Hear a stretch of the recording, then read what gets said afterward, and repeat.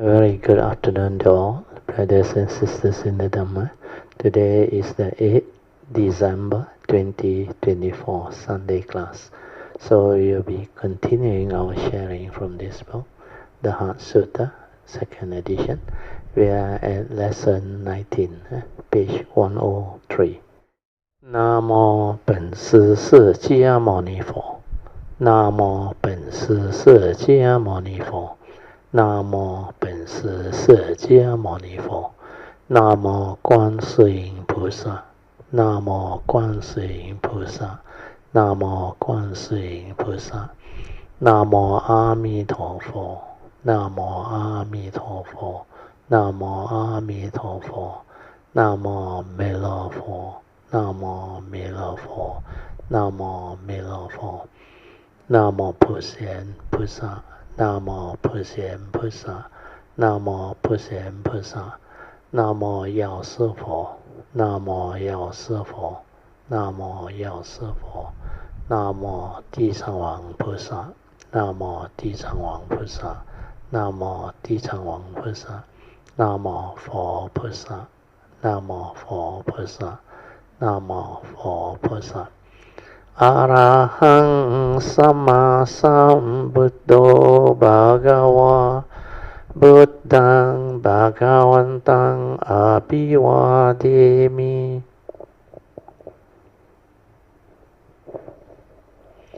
สุขโตภะคะวะตาธัมโมธัมมังนัมมัสสามิ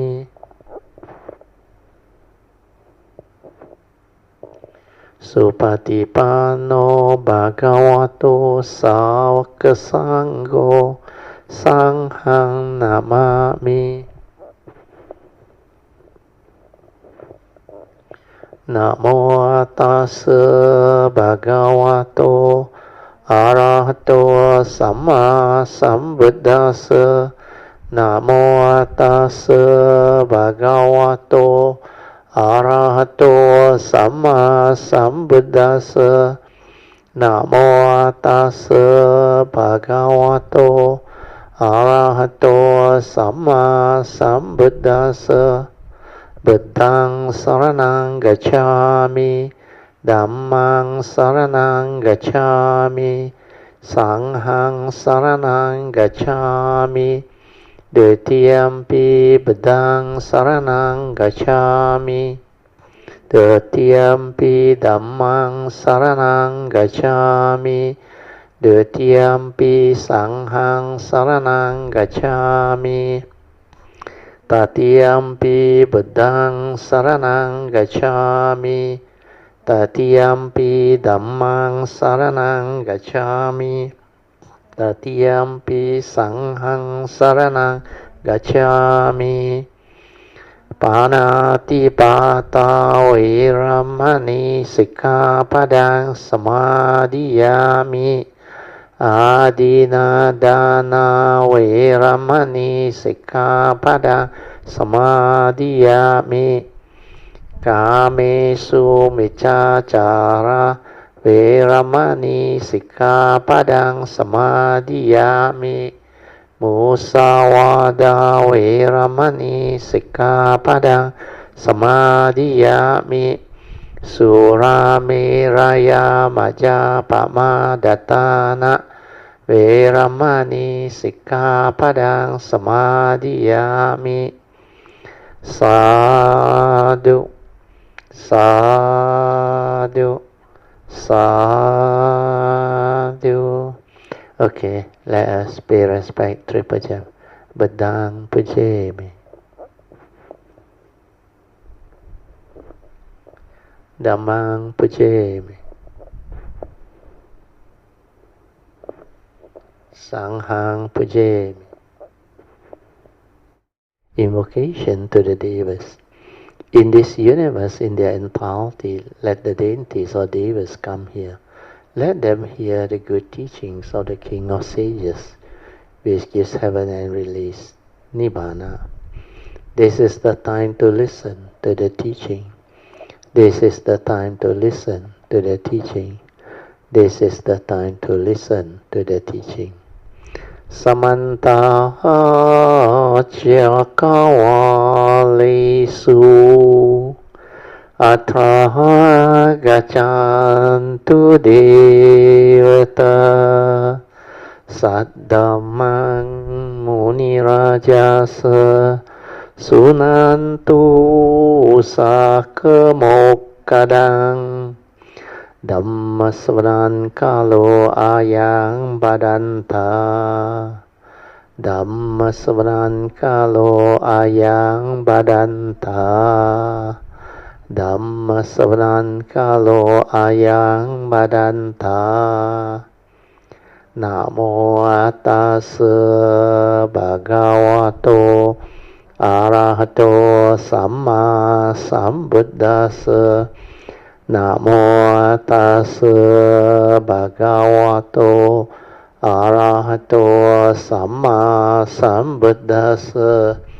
Namo Tassa Bhagavato Arahato Samma Sambuddhassa Iti Piso Bhagava Arahang Samma Sambuddho Vijacharana Sampanno Sugato Lokavido Anuttaro Purisa Dhammasarati Satta Deva Manusanang Buddho Bhagavati Swakato Bhagavata Dhammo Sanditiko Akaliko Ehipasiko Opanaiko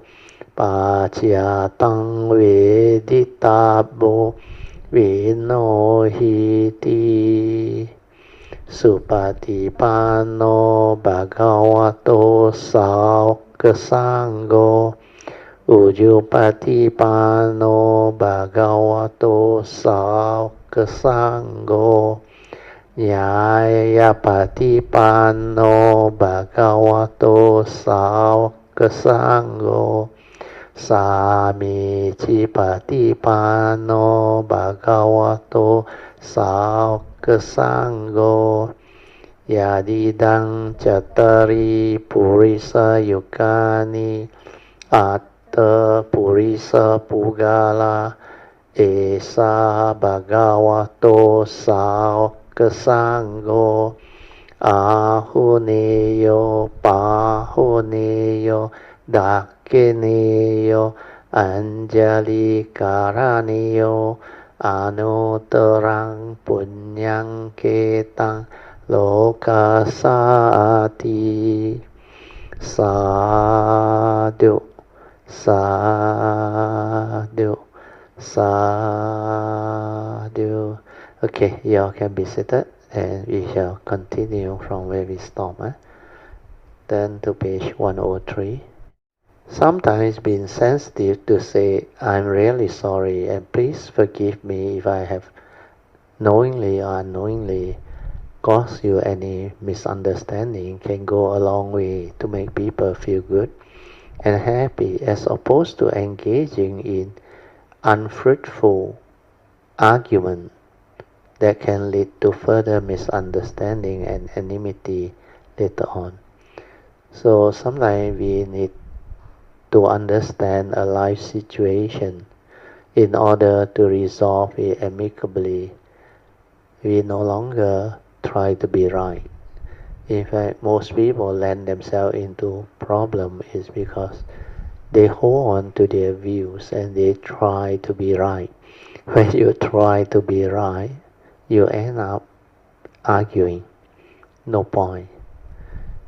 If you really can resolve it by saying that I'm sorry if the word is if I've caused you any misunderstanding. That can go a long way to make people feel good. Then this type of gentle, pleasant and appropriate good speeches can go a long way to help you tone down the situation, and the people who hear it also will tone down and say, oh, it's okay. I'm also to be blamed with it. Don't worry. Then you can ask, is there anything that I can help you resolve? If you need to go through any repair or what, I have insurance. You can claim my insurance. And that one can really help tone down the situation. So use only pleasant, gentle, and very appropriate and appreciative speeches to speak tactfully with wisdom, kindness, love, and compassion to help others and to bring about more harmony and happiness. So this is the right communication, the right way to actually talk to people. Then there are people who are in the service industry. They are also very important people, where they are the first line that meet the public. So they should learn to speak well on the phone, or when you receive emergency call from people in need of help, or when you attend to people who come to you for help, especially the counter service.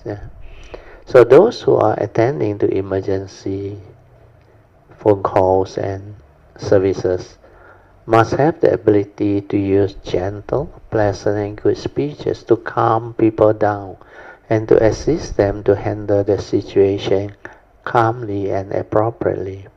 Words like, may I help you?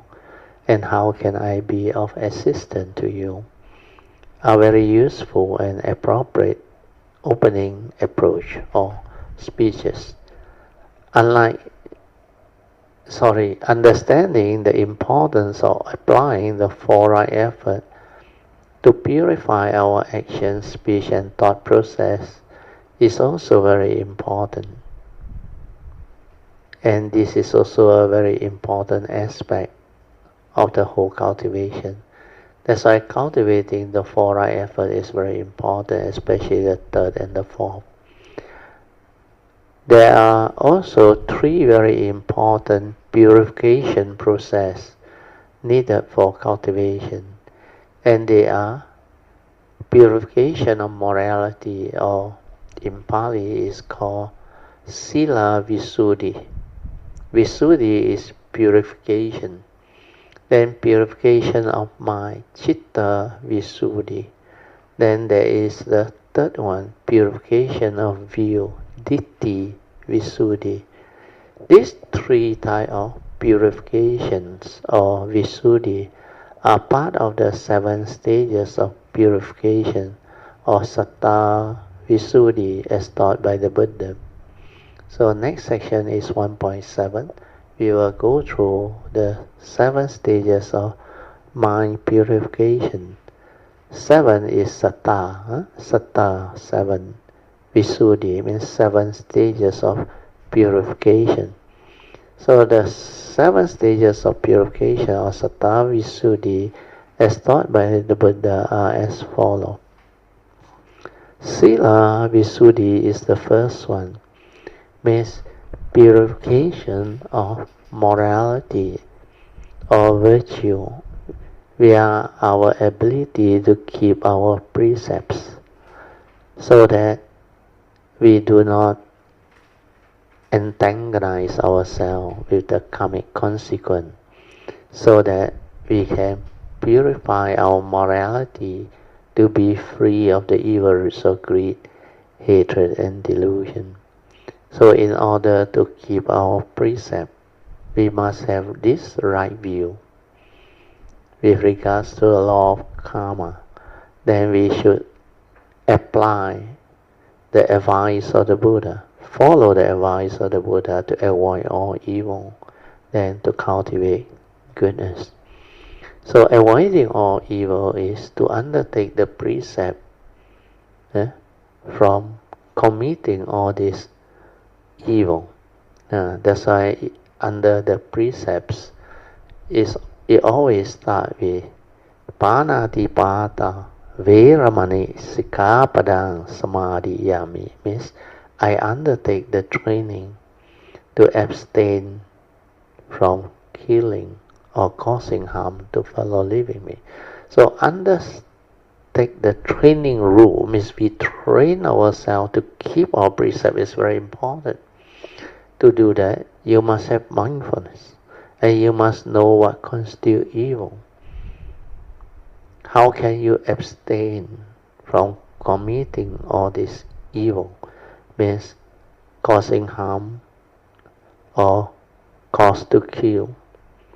Means undertake the training rule to abstain from causing harm or killing fellow living beings. And the training is not easy. And we must understand, without the evil root, you cannot harm, you cannot kill. Especially the evil root of selfishness, anger, hatred, envy, jealousy. Of course, the outcome of these two is delusion, sakkayaditthi. We believe we exist. That's why we become selfish. We become emotional. Then we give rise to negativity of mind state. That's how this Sila Visuddhi or purification of morality need understanding, need mindfulness. To be mindful of our mental intention, the mind state that has arisen. So initially is understanding the basic essential Dhamma with regards to the teaching, means right view with regards to the law of karma, the moral causation. Then what causes evil? How the evil roots of greed, hatred and delusion comes to be, and how we need to expand on our understanding of these three evil roots of greed, hatred and delusion. Greed basically is very broad in its meaning and very wide-based. Greed doesn't mean only greediness. In fact, all your craving, your desire, your selfishness, they are your greed. When you have possessiveness, craving, desire, grasping, clinging, all this manifest from the evil roots of greed. And behind greed is the sakkayaditthi, self-delusion. That's why without self-delusion, there is no greed, no envy, no jealousy, no hatred, nothing. So we need to contemplate all this until very clear. Then why did we hold on to the idea or concept of a personality, an ego within? That's why we do not have the clear understanding, the direct seeing, to insight into phenomena, to realize that the form and mind is not a permanent unchanging entity. And this one is not real, not what you think. But it is related to us because it is the product of the karmic nature. Because the form and mind arise through the karmic nature. It's a vehicle and a tool for us to come to this existential world. So this form and mind, which is not a permanent unchanging entity, is related to us. That's why we have to take care of this floor. This floor, according to the Buddha, is subject to karma. That's why the Buddha say, we are all born our karma, heir to our karma, conditioned and supported by our karma. We are what we are because of karma. That we is the form and mind, which means the Buddha never contradicted himself. He taught us non-self, anatta, not a permanent unchanging entity. So when On the one hand, when it comes to the law of karma, he is referring to the form and mind, which is not a permanent unchanging entity, which is non-self. That's why that one exists, but it's not you. It's not a permanent unchanging entity, but it's a karmically conditioned vehicle and tool for us to come. And that one is subject to karma. That's why you cannot allow that form and mind to simply arise a wrong thought or delusion to condition the karmic negativity, because we are all born of our karma, heir to our karma, conditioned and supported by our karma, and we are what we are because of karma. So this purification of morality or sila visuddhi is very important. When you understand all this essential Dhamma, then you undertake the training rule to abstain from all this. Means you keep your precept well. You are purifying yourself by avoiding all evil. Then do good means cultivate wholesomeness, the right thought, right speech, right action, and right way to live your life, so that there is no negativity. We are following the advice of the Buddha, which is Dhammapada verse 183. Sabha papasa akaranang kusalesa upasampadan sachitta parit yodapanang etang buddhana sasana. This is the advice of all Buddha. All evil is to be avoided. Do good or purify your mind wherever there are conditions. Then cultivate wisdom. So this first sila visuddhi, purification of morality, is relatively easier. Then we come to the second one, which is citta visuddhi, purification of mind or content of consciousness. This one is more difficult, especially the three evil roots.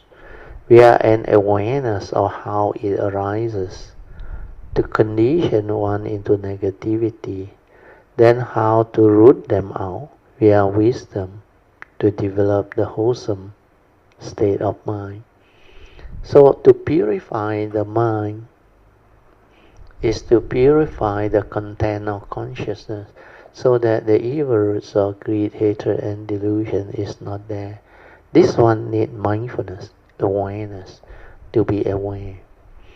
So when you are aware that the evil roots are there, then you have to apply the 5 ways to overcome unwholesome action, speech, and thought process.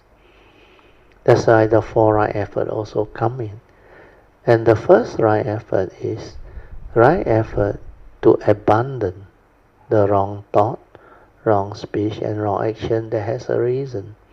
Means initially you don't have the mindfulness, you don't have the Dhamma understanding. That's why you keep on arising them.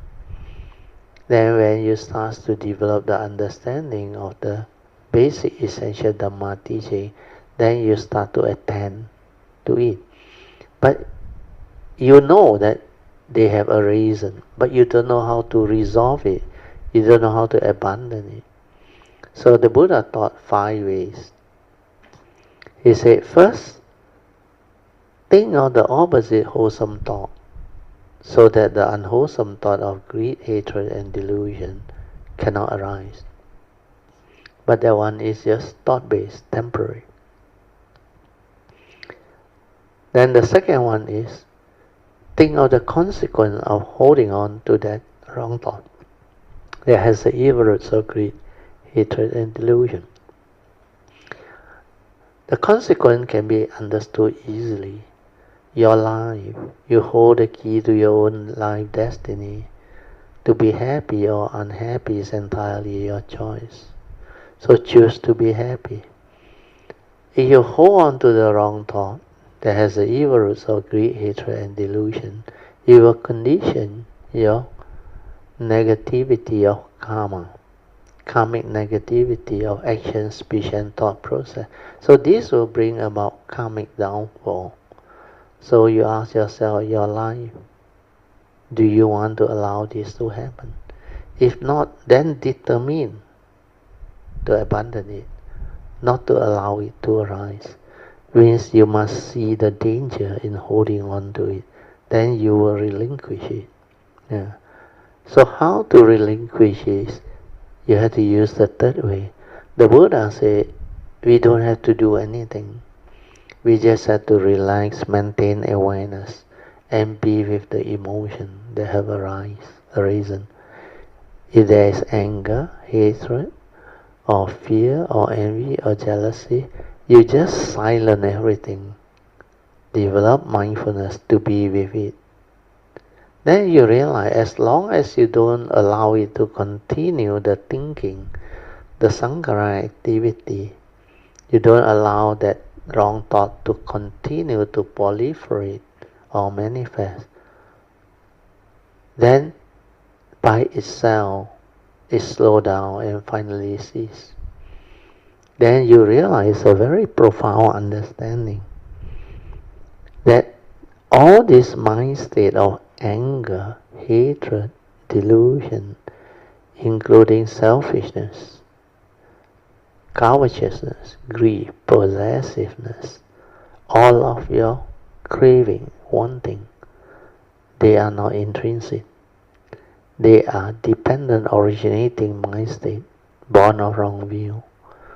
That's why when you don't do anything, there is no more evil, no more wrong thought, no wrong view.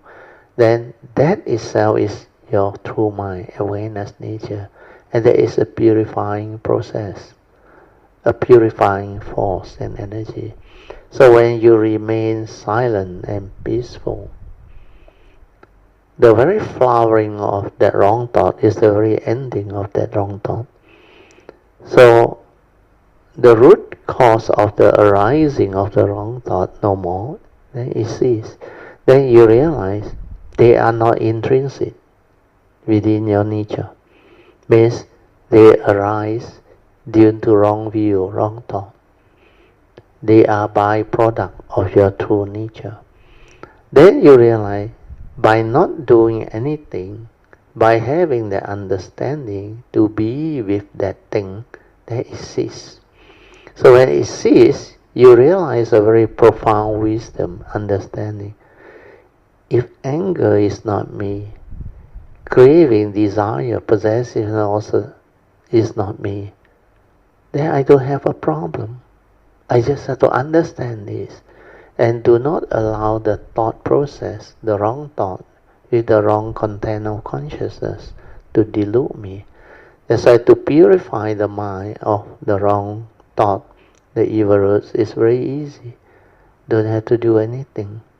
Then when you realize that tranquil, peaceful state of mind, and realize that your true mind has none of all this, then you realize this is peace, this is tranquility, this is stillness, this is without stress.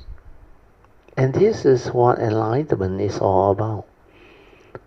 Sorrowless, complete tranquility and stillness, no ego, no sankhara activity, no thought, nothing. Stay with that pure nature. Then that profound understanding is very important. Means all this wrong thought, mind state that has the evil root, they are dependent originating, condition arising, causal phenomena, impermanent.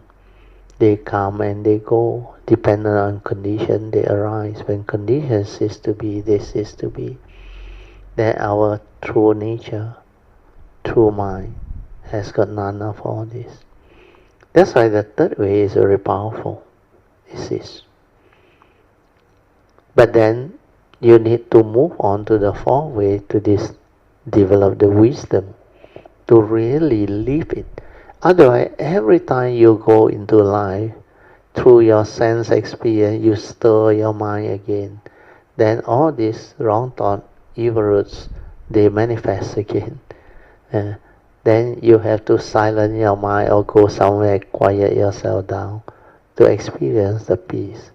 So that one is not so useful. The one that is useful is the fourth way, the Buddha said. You must trace the origination factor. Then through the understanding of the origination factor, retrospectively reverse it through the understanding. So how do we trace? When we are mindful, the Buddha said under the Dhammanupassana, mindfulness of the five mental hindrances, he said, when you are mindful and aware, you will come to know how the unarisen evil roots of greed, hatred, and delusion, or wrong thought, wrong speech, and wrong action come to be. Because you will come to know it's through one of your senses. Either you see something, or you hear something, or you recollect through memory. Your phobia, your insecurity, scars of memory, or whatever that has been haunting you. Then you realize, upon contact of mind with the sense bases and the respective sense data, it triggers off the consciousness. Then because of your wrong view, your habitual tendency, it straight away input a wrong content and stir your mind. Then when you saw that, you have to inquire, why must I live life this way? Why must I continue to stir my mind, react to sense experience, and be afflicted? Why can't I accept things as they are, like what the Buddha said? See things as they are means accept the reality, like the Buddha said. Whatever arises, there are causes and conditions behind the nature's law that governs life existence. Condition like that, things will be like that. And people are just the way they are. Deluded people do deluded things. Selfish people do selfish things. Ignorant people do ignorant things. Violent people do violent things. So when you can see things as they are and accept them for what they are, then you are at peace with all phenomena. You are at peace with all sense experience. And that's how you reverse your wrong view.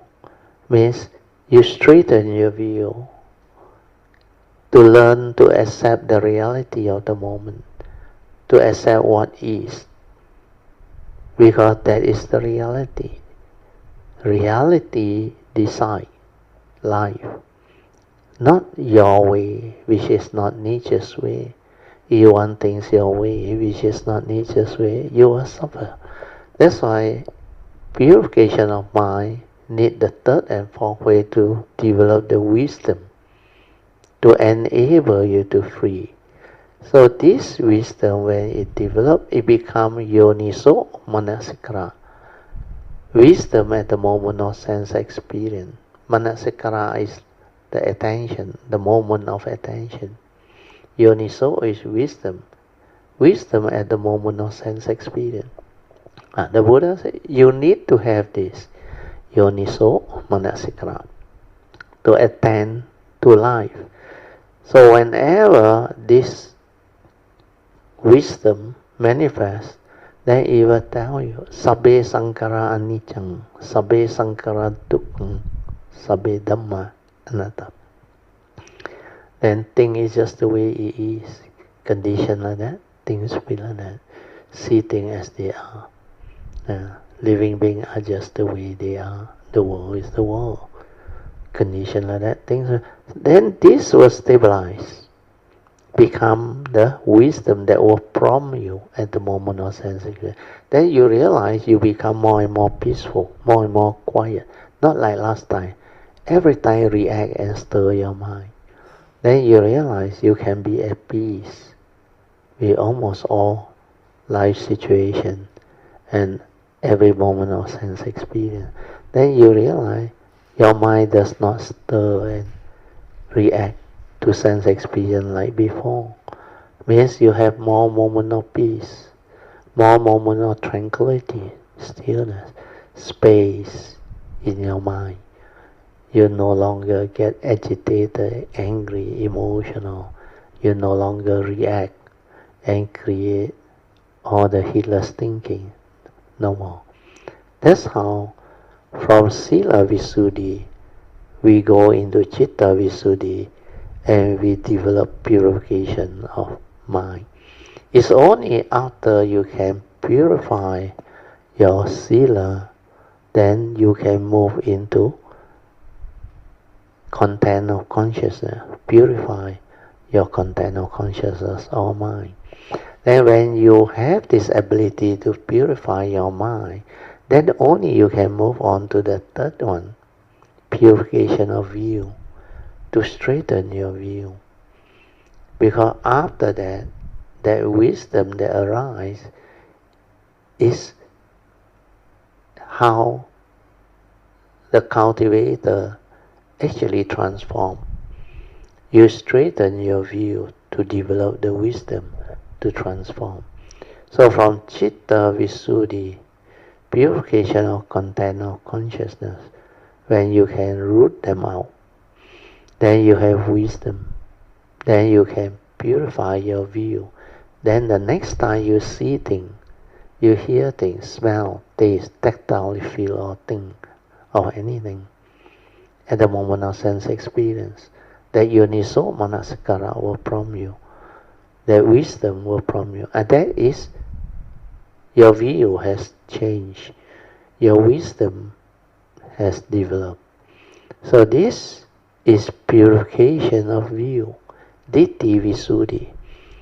So purification of view is developed so as to arise the right view with regards to the law of karma, the Four Noble Truths, and the Paticca Samuppada to cultivate the rest of the Noble Eightfold Path factor.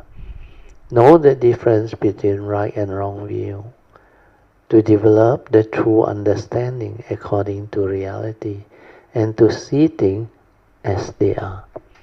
So this is how the three stages of purification. Sila Visuddhi, Chitta Visuddhi, followed by Ditti Visuddhi. Ditti is view, purification of views. Morality, content of consciousness. Subsequently, only you can purify your Ditti or views. Okay, we move on. The fourth stage of purification is purification of overcoming doubt. This one in Pali is called Kanka Vitarana Visuddhi. Means you will have no more doubt because you have overcome the 10 defilements of insight that binds the cultivator to complacency and misguided belief of realization. So overcoming doubt is not so easy. Because the 10 defilements of insight are very powerful defilements that can trap cultivator of the way. So unless you have gone through and developed the wisdom not to be deceived by them, then you will not fall into that trap. Otherwise, you will have a lot of doubt. Because what happens is, initially as you develop the cultivation, most people know that sati is very important, mindfulness is very important.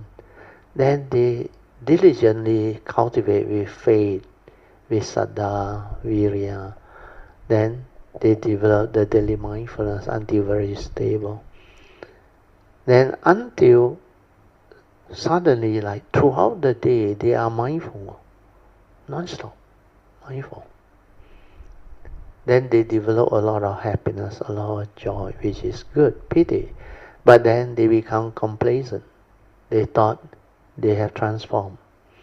They thought they already developed the enlightenment. But actually, that is just the beginning. You have to make use of that stability of daily mindfulness to insight into phenomena, to awaken, to see things as they are, to realize the wisdom. But before that happened, the thought will tell them, hey, you remember? the book, right? He said, you are ever mindful, constantly meditating. This must be it. And then the thought will deceive you. You must be at least a Sotapan now, or Sakadagami. Or sometimes they may think they are already Arahant. The Arahant is ever mindful, means stable. Throughout the day, they are mindful, they are aware. No more wrong thought. But then, after they become complacent, they become arrogant. Then they think they are ready, they want to share. Then they encounter problem as they do that. Yeah, there is no real stability or wisdom and understanding yet. Then when they are confronted with problem situation and when people question them, they realize they cannot handle. Then because of their complacency, they realize that their mindfulness is not able to stabilize to that state like before anymore. Then they start to lose confidence. Then doubts start to arise. So all this can happen.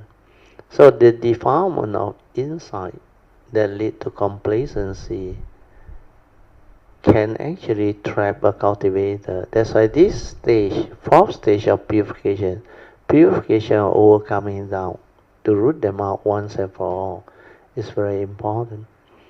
You must not be complacent. That you must understand the 10 defilement of insight. Like sometimes you see certain psychic phenomena happening when you are doing the meditation. It is a result of samatha practice. Like suddenly you can levitate, you can see light, then darkness can become like broad daylight. Then you can also, if you train, read people's mind and do all those psychic ability. And all these are defilement of insight that will trap you without realizing that only wisdom free you're going to attach to all this fantastic mind state, thinking that you have transformed. Now you can levitate, you can read mind, you can have psychic phenomena. Then especially those who see nimitta, they get very excited, they play with it. So nimitta are like when you meditate, when your mind calms down, the manifestation of light. And this light, if you have the ability to concentrate and focus, you can play with it and it can manifest and make you think you have transformed. That's why this stage, many cultivators get trapped. They call it the 10 defilements of insight. So be careful, this one. Then the next one is purification by knowledge and vision of what is path and what is non-path or not path. So this one is called Magga Jnana Dasana Visuddhi. So to purify and understand what is path and what is non-path is very important. So I have come out with the understanding and mark it down for you all. The easiest way to realize non-path is non-path leads to delusion and suffering. If whatever you realize, if it doesn't lead to peace, clarity, non-negativity, harmony, and stillness of mind, born of wisdom, then that is non-path. So non-path always bring about delusion and suffering. It will make you feel like arrogant. Your pride is like enhanced. Then your ego also enhanced. Then the non-path can trigger off a lot of delusion. Means you deludedly believe you have become enlightened, you have transformed. You are already various stages of sainthood. So enlightenment, you think, is already in you. And you hold on to all this. So to purify by knowledge and vision of what is power and what is non-power is to have the silent mind, the awareness nature, to see clearly, to understand clearly. If it's power, it will lead to clarity, non-negativity, harmony, peace and stillness of mind, born of wisdom. Your yoniso manaskara is always there. Whereas non-power, or we call it the external white Tao, external cultivation, means the wrong cultivation. They always have delusion within, and finally it ends up in suffering. It ends up in building up your sakayaditi more and more, your ego, your pride, and your craving, desire. So all this is to guide and help cultivator of the way. Then the 6 stages of purification is also very important. Purification of knowledge and vision of the way. When you know what is power and what is non-power, then you know how to cultivate. Then after that you have to purify by knowledge and vision of the way. Means patipada jnana dasana visuddhi, means true cultivation. Jnana dasana means the direct knowledge and vision of the reality, to see things as they are. So purification by knowledge and vision of the way means after understanding the path, one cultivates accordingly to realize the vision of the way. Means you continue with the cultivation, knowing that it's only wisdom that free. And when you are on the right path, it's always tranquil, peaceful. Then there is clarity. You are always with your true mind, your silent mind, in pure awareness nature. So after you have understood what is path, then you cultivate accordingly to realize the vision of the way. Means to awaken to the jnana dasana, direct knowledge and vision of the reality. Then you will insight into phenomena. You will awaken. You will have the ability to see things as they are and understand what all these are. Then after the 6th purification, you will end up with the last or the 7th purification, which is purification by knowledge and vision, no longer of the way. Means the wisdom is already with you. Means you have awakened through the direct seeing. You have realized the truth. You have the wisdom to see things as they are. You have comprehended the essential Dhamma as taught by the Buddha, the universal characteristics, etc. So here, purification by knowledge and vision means no more the way, no more cultivating like before. So here, the realization or enlightenment born of the direct seeing, the direct knowledge and vision of the way things are without thought, means the silent mind really have the ability to insight into phenomena and to awaken to the universal characteristics of anicca, dukkha and anatta. So these 7 stages of purification, cultivator of the way will have the ability to go through, and they will understand all this. Okay, then I read on.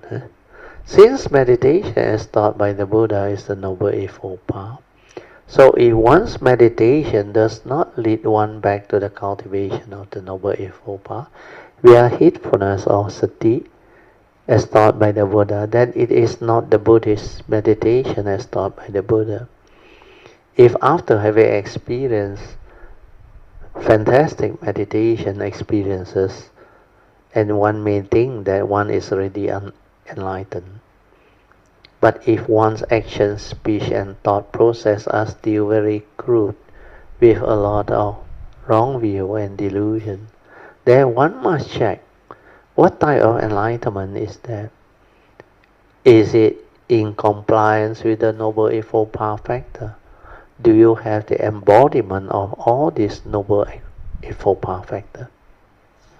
Do you have right view, leading to right thought, right speech, right action, right way of communication, and also right livelihood? You know how to live your life in accordance. Then you constantly can rise the four right effort to purify, to transform. Then your sati, samasati and samasamadhi is always with you, very stable. So if you check all this, then you will know that your cultivation, whether it follows the Noble Eightfold Path as taught by the Buddha or not. Well, according to the Buddha, the fourth Noble Truth, he said, if you cultivate under this fourth Noble Truth, you cultivate the Noble Eightfold Path and have the embodiment of this Noble Eightfold Path factor that make you a noble ones, which means you are an enlightened being, very noble in all aspects of life, means having the embodiment of the Noble Eightfold Path factors. And that is how you should check. Because it doesn't bring you back to the cultivation of the Noble Eightfold Path, to have all these noble path factors, the embodiment of it, then you are not the, what they call, enlightenment that the Buddha described. You have not realized that. Whatever you realize could be something else, but definitely not what the Buddha has taught, and not in accordance with what the Buddha has taught. That's why the check is, do you have the embodiment of Noble Eightfold Path factor? Because without that, you cannot be a noble one, an enlightened being, an Arya. An Arya is an enlightened being that has all the noble path factors of the Noble Eightfold Path. That's why they are very noble in their understanding. They have right view, right understanding. Then they are very noble in the way they arise their thought process, their action and speech, the way they communicate, the way they act, and the way they arise their thought process. Then the way they live their life. Then they constantly cultivate the four right effort to constantly purify and transform. Then they are ever mindful, constantly meditative. So these are the things that will show up. Okay, then we move on to part 2. Part 2 is about the 31 plane of existence, or what we call rhymes of existence. So this one is according to a Theravada tradition. They describe the 31 planes or rhymes of existence where living beings are born into after you die. Then the Mahayana summarize it into 6 Dhamma rhymes, or what we call the 6 paths, 六道轮回, means those who are born into samsara, they summarize the 31 plane into 6. So for those who have the understanding, they will know the first 5 is the same, whereas the 6th rhyme, they call it the heavenly rhyme. And this heavenly rhyme constitute all the Deva rhyme, the Brahma rhyme, and the formless rhyme that the Theravada tradition subdivide into. So the balance of the 26 rhyme, 6 Deva rhymes, 16 Brahma rhyme, and 4 formless rhyme. So total 26 plus the 5, 31 is the same. But they prefer to call it the heavenly rhyme, 天法界. So 天 or heavenly include the Deva rhyme, the Brahma rhyme, and the formless rhyme. They are all within the heavens, heavenly rhymes. Now I read through, you will understand better and more easily. The 31 planes of existence or rhymes of living beings. First is the immaterial world or arupa loka. These are the formless rhymes, consists of the 4 formless rhymes. They are accessible to those who pass away while meditating in the formless jhana, arupa jhana, or sometimes they call it the 5th, 6th, and 7th and 8th jhanas.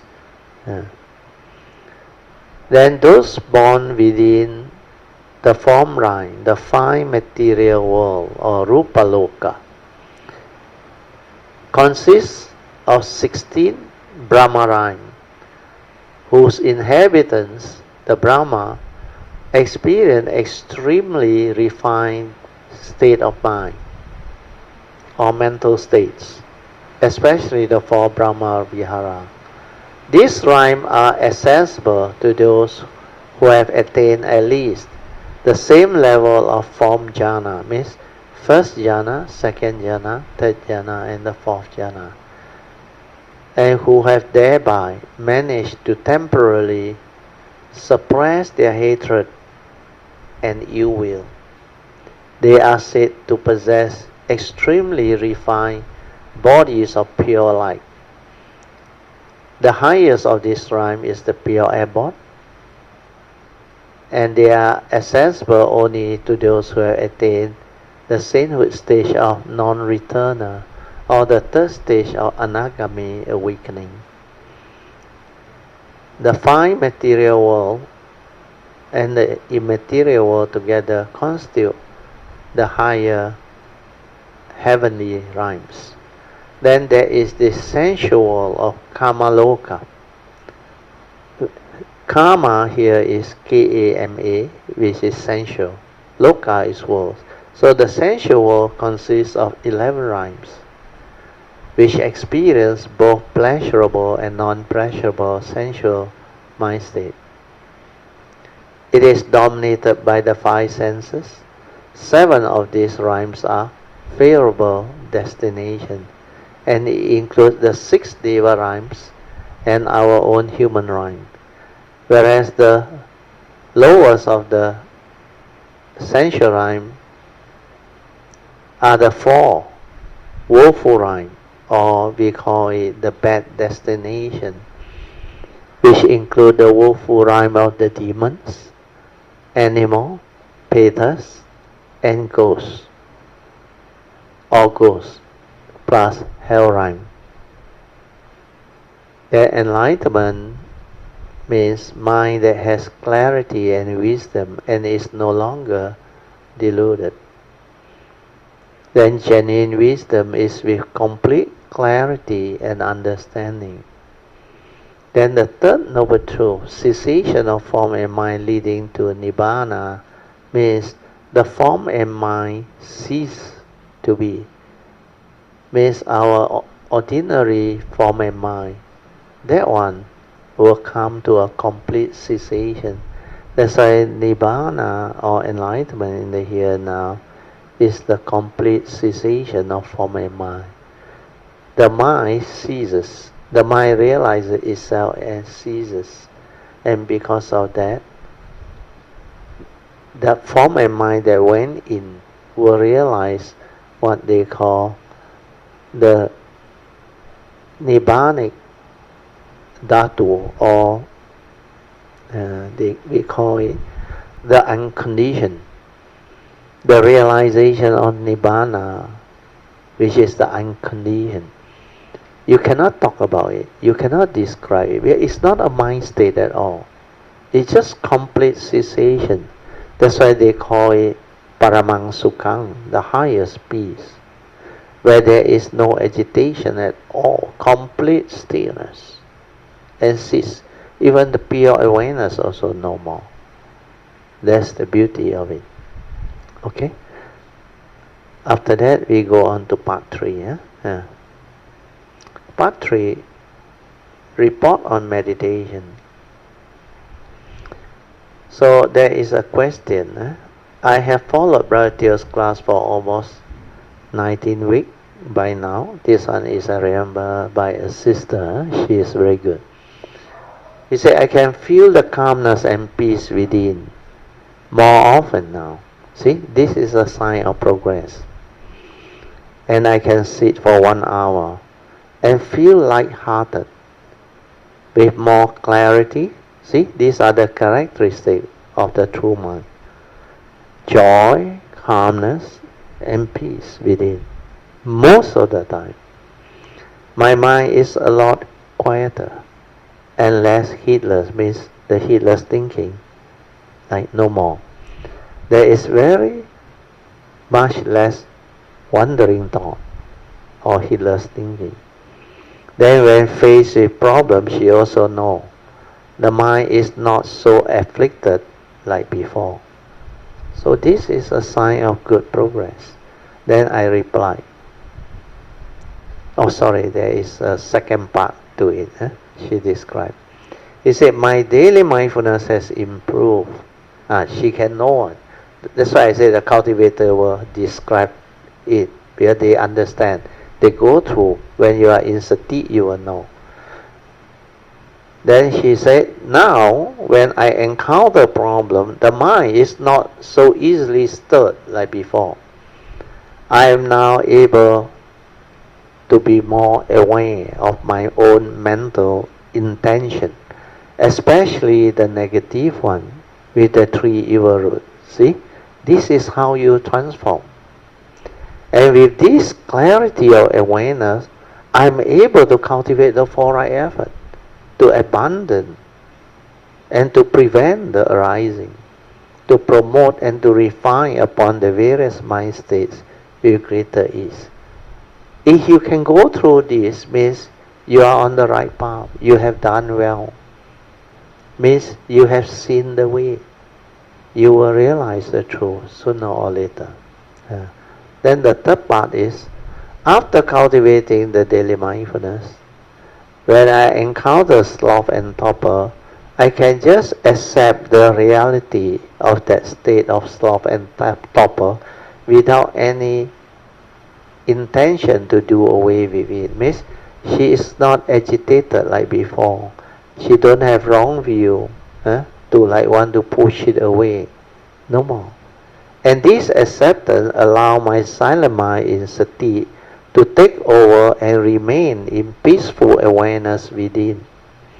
After a while, I can experience the shift of consciousness that makes my mind bright and clear with a lot of joy and virya. Then the sloth and torpor are gone.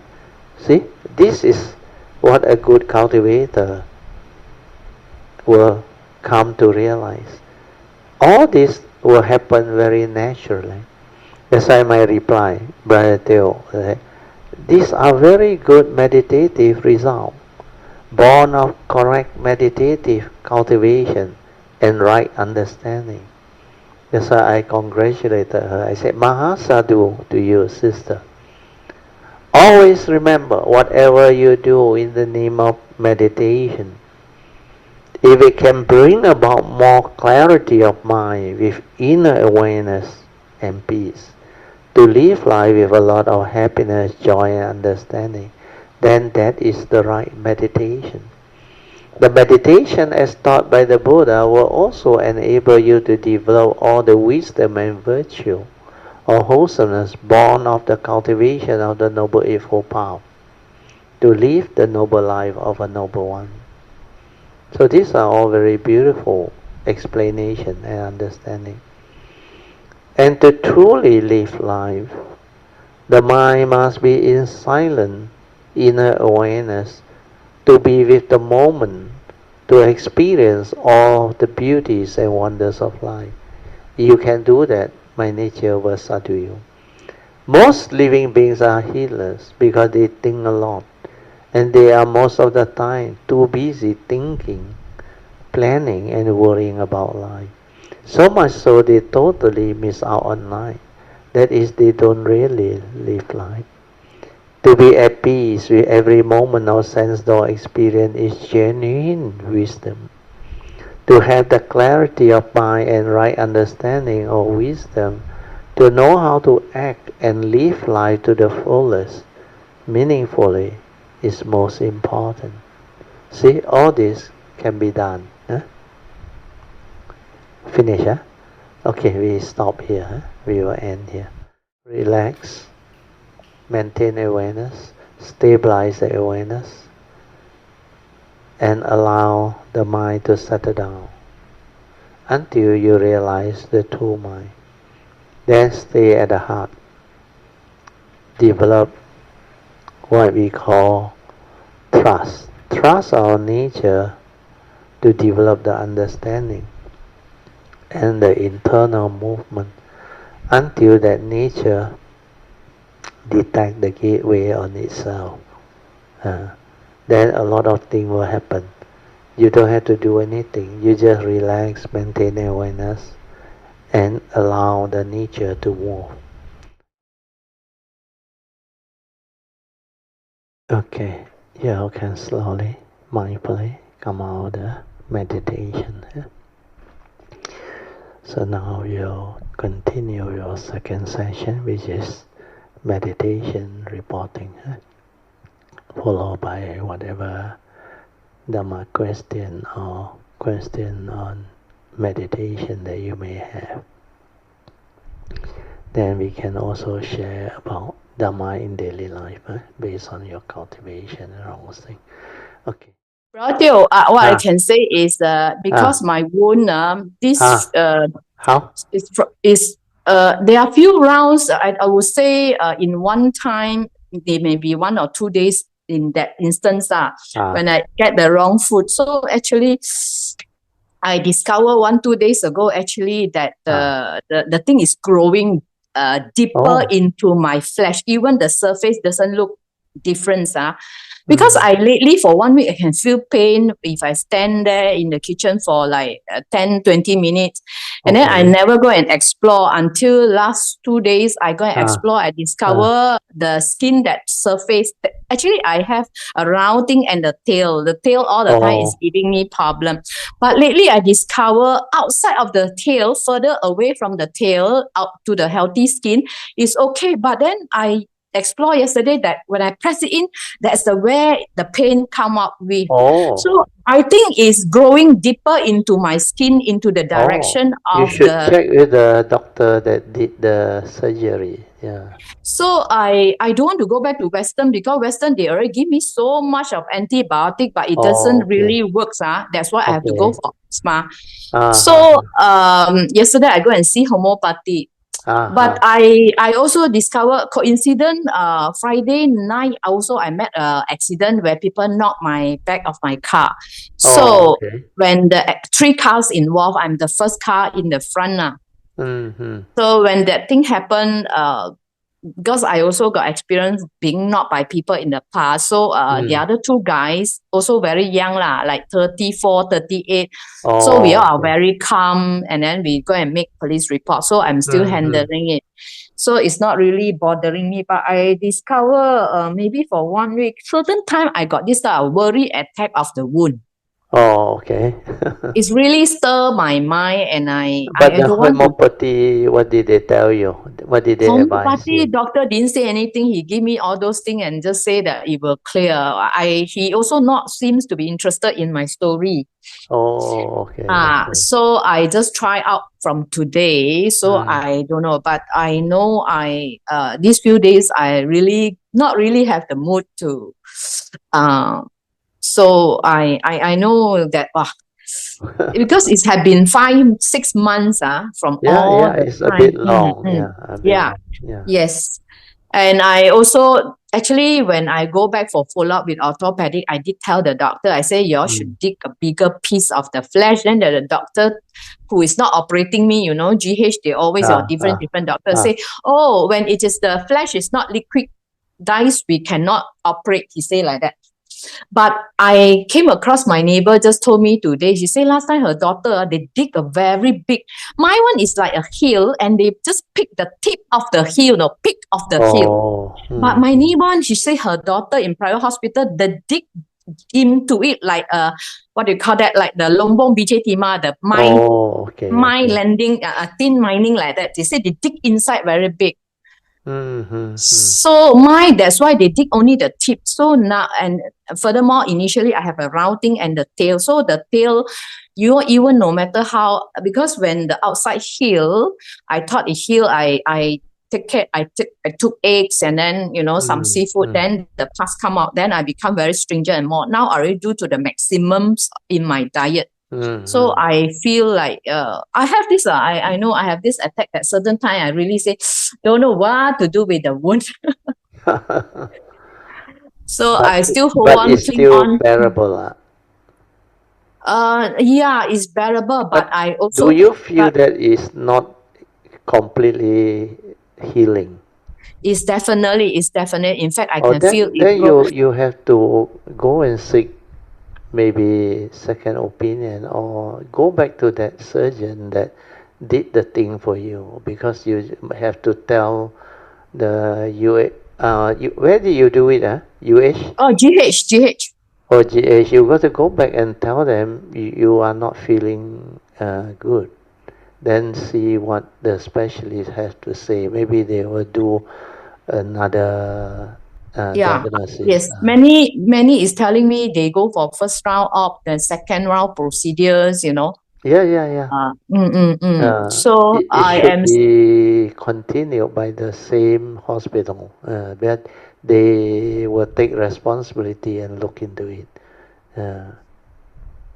So now I just started homeopathy and I just have a try and see lah. Okay.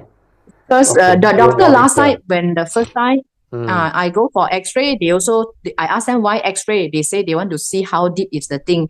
They say Yeah. sometimes too long, it will grow into the bone one. Oh, okay.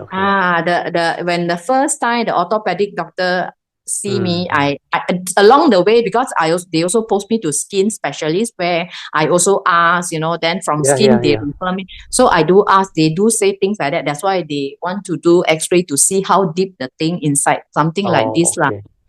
Yeah, So X-ray should be able to see clearer. Yeah. yeah, they also might have a ultrasound, which also see more on the tissue side. Yeah. Ultrasound also. So I have this attack these few days. Certain time I feel very, very down. Oh, okay. And so I was thinking, yeah, I understand. This are a worry. Never in my life, brother, for health reason. Because people who don't know me, they tell me, eat everything. They say, eat first lah, eat first. They don't know my character. I have ulcer in my mouth. I also will eat one. But come to this wound, I cannot afford to play with it. Yeah. You need to be serious about all this. Yes, they don't know what I've gone through, so they just say, never mind, can eat, which I used to be very carefree in terms of my food, Yeah. If I have ulcer, I don't care. I eat curry also, but come to this, I This become one very. affecting your healing. The healing is quite long already. Yes, Then since July. Yeah, you need to monitor it. Maybe you can also try the forgiveness one for your leg again. Uh, Mm. ask for Brother, I do. forgiveness. Now Then, I do the chanting. I do the Ta Pei Chou in the Sanskrit way. oh, that one very useful. Yeah. I do. I do. I Mm, do. I mm. do every day. Yeah. Um, Good, yeah. good. In That fact, one it will take it. help. Yeah, brother. In Yeah. fact, indirectly this wound because Yeah. someone highlight to me. It also making me to do the puja. Yeah. Yeah. Yeah. I might not do morning puja, but sometimes I do late morning or afternoon puja or whatever. Mm, So mm. it's also become a routine for me. That is the Yeah. positive Yeah. Yeah. side Yeah. of the Definitely. wound. Yeah. I also like to chant this because I can chant much faster than the normal our Ta Pei Zhou because my one is I Yeah. think Yeah. I read lah. I don't sing uh, so I also quite enjoy doing the chanting. Oh, that's good. You can find like interest in doing the chanting, no matter what way you chant, as long as you feel good, your faith and all those things that it will help. Yeah. Yes, yes. Mm. At times I quite like to chant. This is like Imi type.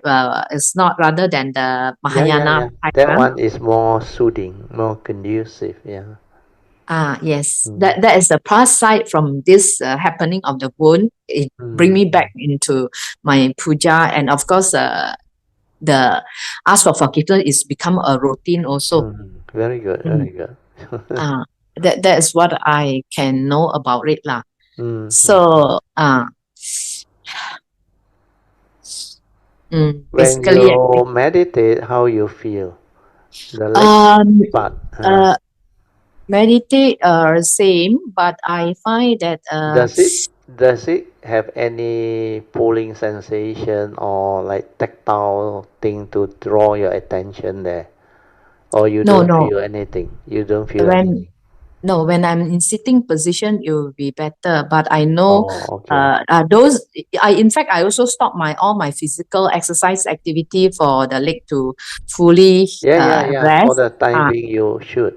You should. I also stop. But for Yeah, meditation, if I meditate in the house, won't be long lah. Sometimes 20 minutes lah. But yeah, I yeah. find I can hear clock clicking. All these things Oh, are that's much good. better. That's good. Uh, But that's the leg part there doesn't disturb you. No, no, it Oh, then doesn't it's disturb me. okay. It means it's not so bad. It doesn't Yes. disturb me. It's only Yeah. when I'm standing or whatever I can Yeah feel lah, the when you discomfort. exert pressure or what, then of course, yeah, there are a lot of nerves there. Mm. Yeah, that's why, brother, like your meditations when you walk, you say the whole body here pull, there pull. People like us remember this Adeline in Cameron Highland when she Yeah, said yeah, she yeah, was yeah, walking, she can yeah, know all the part of the yeah, body yeah, is yeah, yeah, yeah. so Because brother that only. Mm, mindfulness become like enhanced, sensitive. Then that your whole body is together with your awareness. That's why it's like your whole movement and the awareness is one. Then you become very different. Your heightened awareness make you very sensitive. Like every part within you, like you can understand what is going inside there. Uh, what are yeah, the activity that is happening inside there. Then you can detect whatever abnormality within your form and mind. You can know one. So all yeah. this is possible. Mm. So for Yeah, so you, for yeah, them, they yeah, using mindfulness to track all this. yeah, While yeah, for me, immediately after the procedures, I was limping. Then only I know when actually I walk, that part of my leg is actually affected yeah, because yeah, I yeah, feel so I'm not through awareness but through the ups only the wound yeah, there yeah, when I yeah, walk, yeah. then only I know that part actually is moving when I walk. Yeah, definitely. We have every part of your body. You got tissue and cell and nerves. So they will feel it. They will feel it. But when you are healthy, normal, normally they perform their function. But when you have a wound, an injury, of course, because they have to do something to that part, especially you go through the operation, all those things. If they do it well, they clean it out well, then the healing will be quite fast. Like when I was having my fistula operation that time, I got 3, but the doctor did it very well, very clean. I can feel it after that. Of course, I also did my part, the cleaning and the salt water that he asked me to soak in. Instead of usual half an hour or what, I do at least 45 minutes to 1 hour. Then I feel very good. After that, I feel very good. Then I start to feel that I'm recovering. Then I went to US. By the time I come back, it's almost 90% completely healed. That's why after that I got no more problem. So you will feel it and you will understand. That's why I asked you the question, when you meditate, does it affect you? What you describe is good in the sense that it doesn't affect you only when you start to stand, put pressure on it, or walk. While healing is like that. But you need to adjust, like what you mentioned. Avoid exercising the leg vigorously now where it hasn't healed. But some form of light, what we call movement, is good, so that it can help you in the recovery. You cannot be like in a completely rest state. Some light movement or exercise Yes, does yes. help. Virtual, like walking in the house is bearable lah. Yeah. Then you should try to walk. Yeah, I do in the house lah. So Okay. You monitor that's it my lah. Because you have tried the homeopathy, so first day maybe monitor it.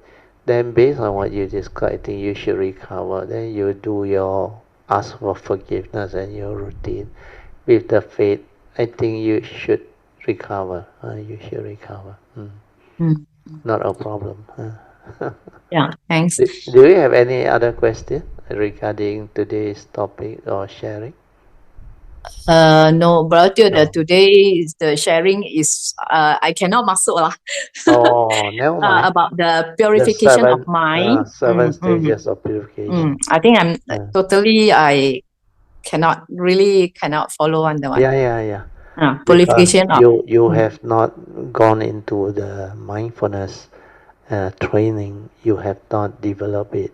So that 3 phases of purification, how it actually transforms, you may not have much idea.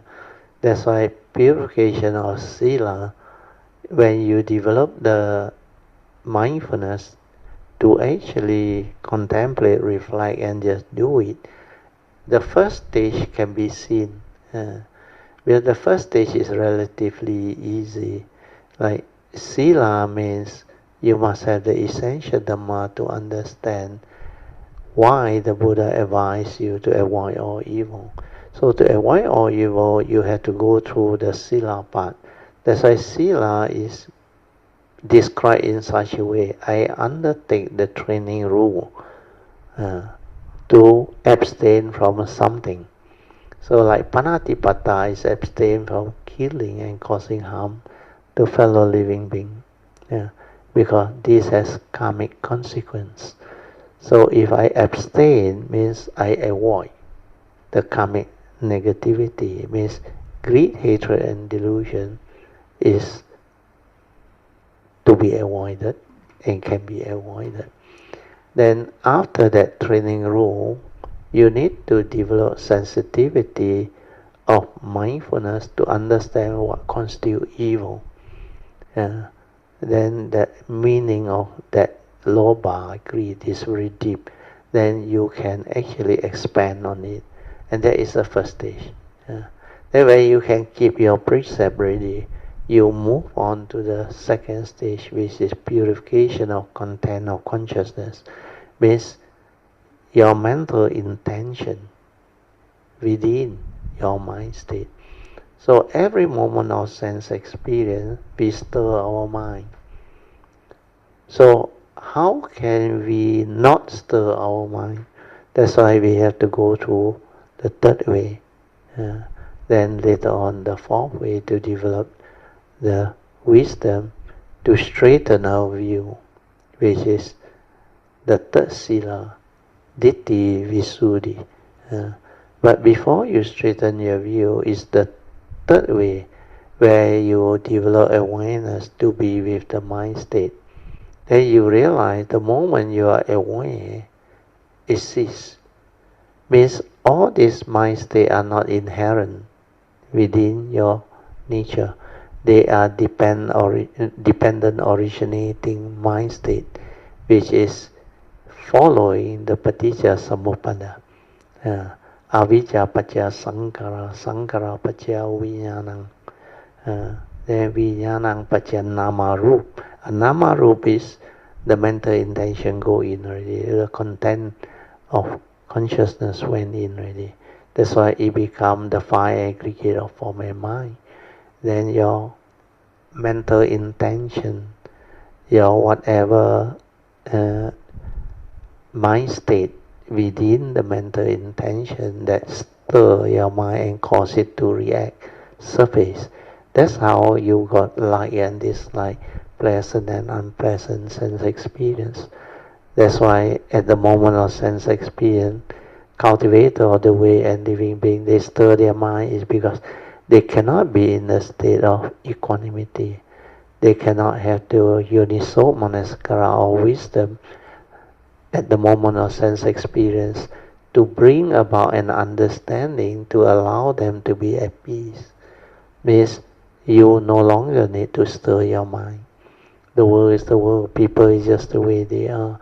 So through this training of mindfulness and awareness, you develop the understanding. Then only the fourth way, retrospectively reverse it through wisdom.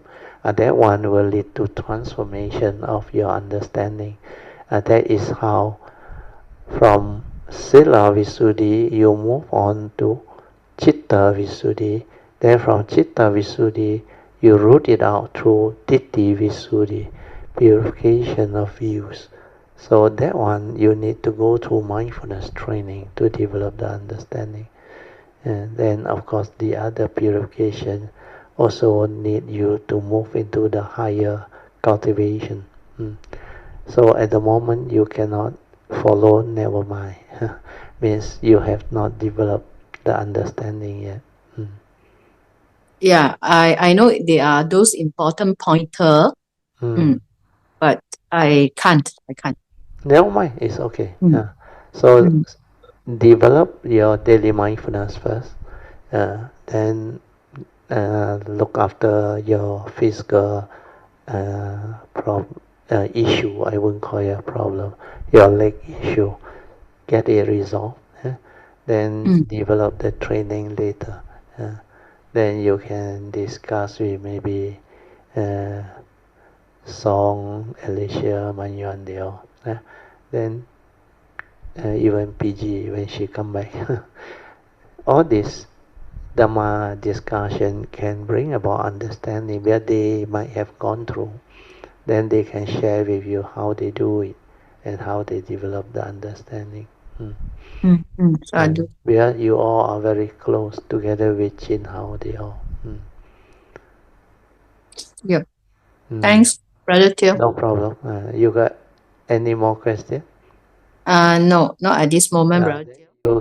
Good evening, Brother Teo, Mrs. Teo, and all kilometers. Actually, Brother Teo, today's talk is very good.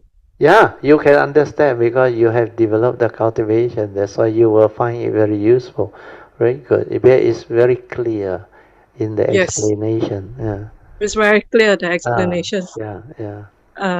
For us kilometers, I think the first one, the purification of sila, is not much of an issue. Because your basic essential Dhamma you understand. Then from there, you know how to undertake the training rule. That is the beginning of having mindfulness.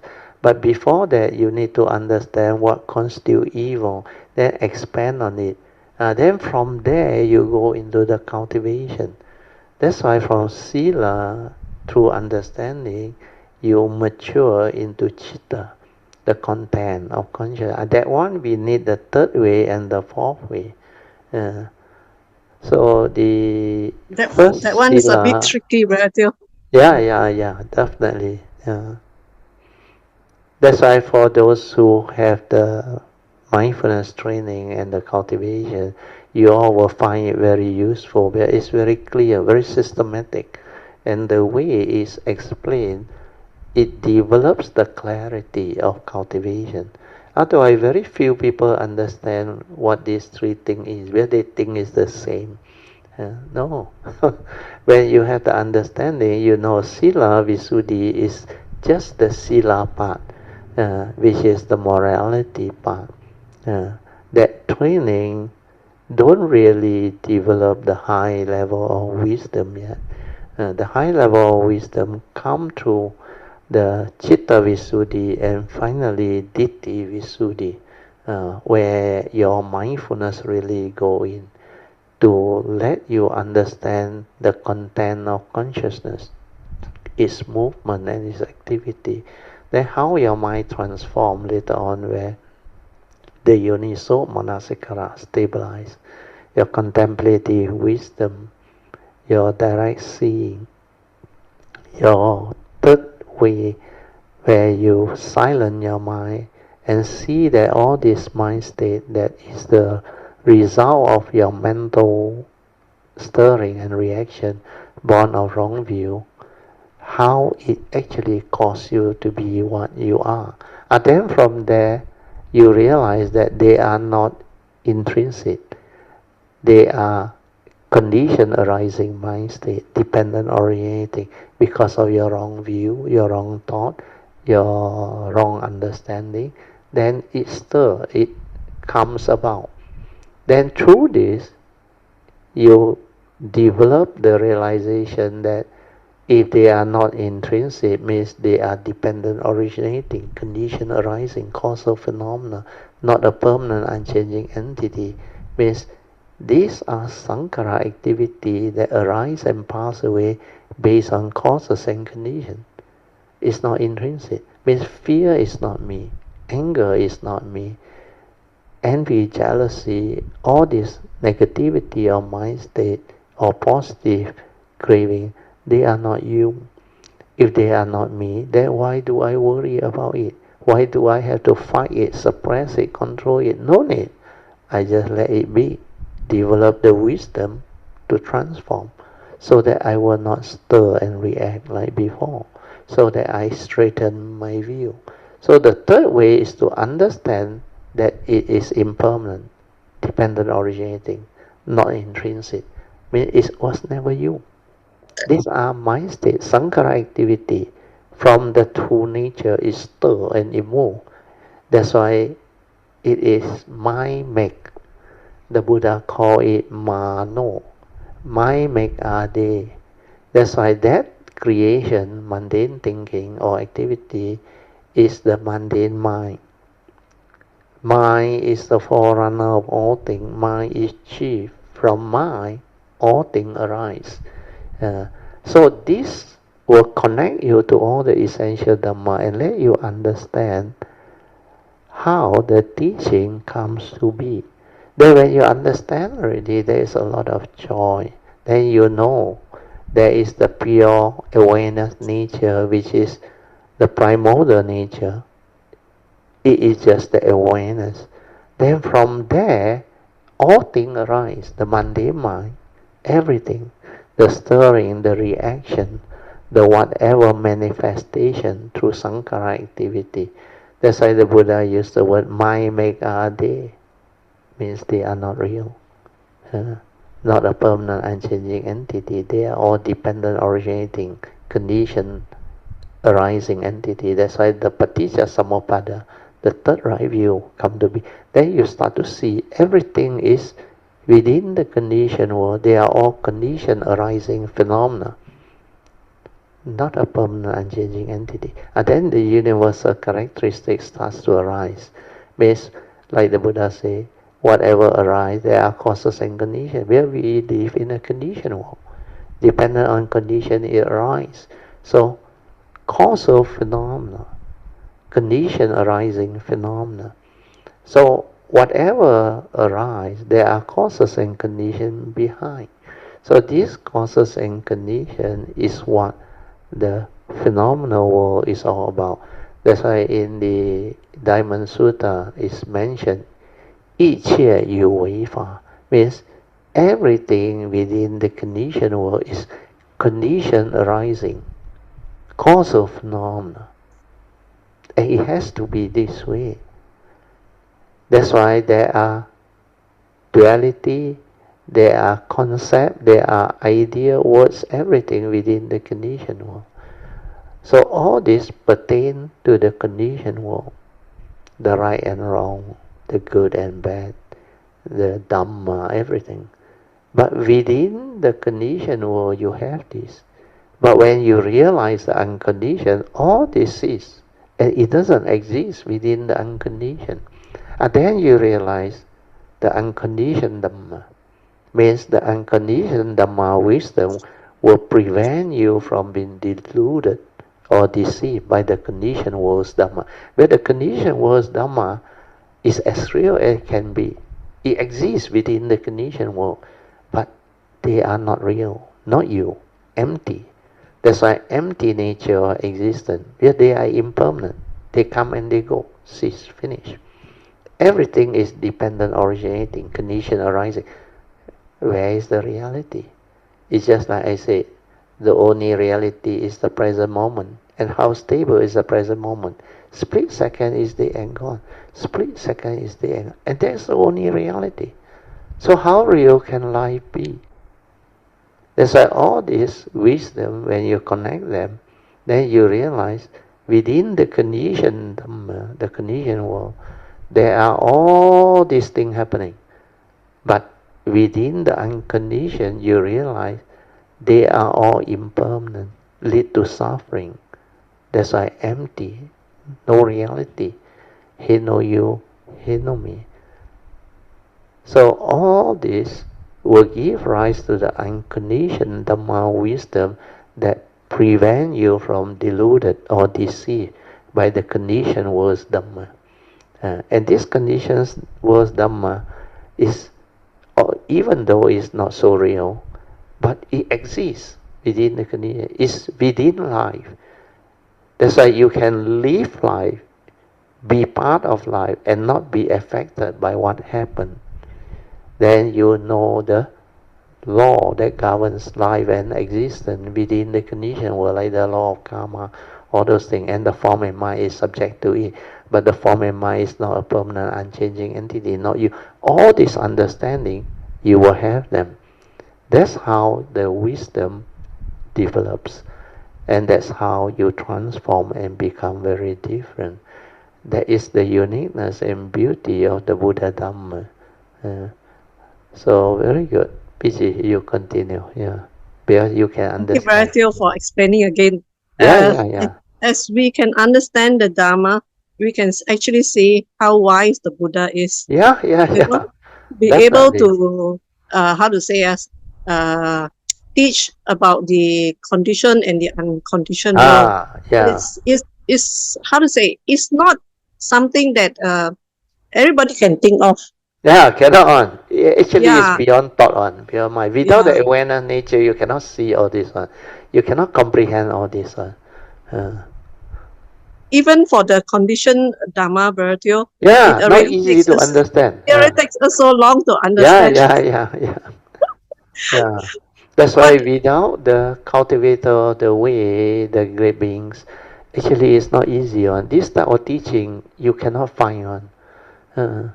What you all used to go through or experience the type of theoretical Dhamma, or what they call normally accepted teaching, they actually are not penetrative enough, not ultimate enough, cannot actually bring forth the understanding to transform the living being. Well, most of them, I was told, the feedback to me is, but Theo, not easy to do lah.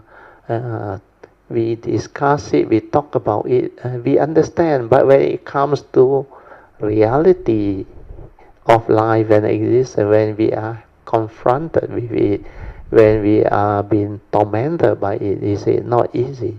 And most people cannot actually confront them and really go beyond and succeeded in the understanding to be free and not afflicted by it. So that part, because the real teaching not there. When you have the real teaching, it doesn't affect you at all. You will come to understand this is what the conditioned world is. The reality is really like that. Condition already set. It has to go this way.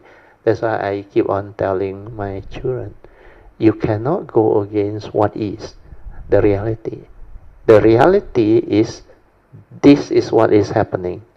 Accept and move. Then do the best you can to resolve things amicably. Then we know how to avoid all those unnecessary karmic negativity that can trigger off the karmic conditioning into the future.